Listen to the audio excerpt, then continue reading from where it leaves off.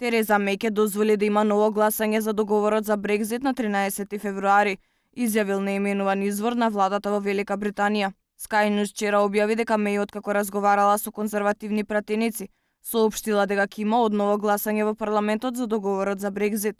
Најпрво договорот беше отфрлен со мнозинство гласови. Во обраќањето Меј рече дека планира да обезбеди отстапки, кога станува збор за границата меѓу Република Ирска и британската покрајна Северна Ирска, за да ја добие поддршката од пратениците од нејзината партија, кои го поддржуваат договорот за Брекзит, како и поддршката од малата северноирска партија. Денеска британските пратеници ќе гласаат за неколку необврзувачки амандмани околу плановите на Тереза Меј, која таа ги поднесе по гласањето, кога се отфрли нејзиниот договор со ЕУ за Брекзит. Со еден од клучните амандмани се обидува да се обврзе владата повторно да преговара за така наречениот бекстоп, кој треба да гарантира отворена граница меѓу Република Ирска и Северна Ирска по Брекзит.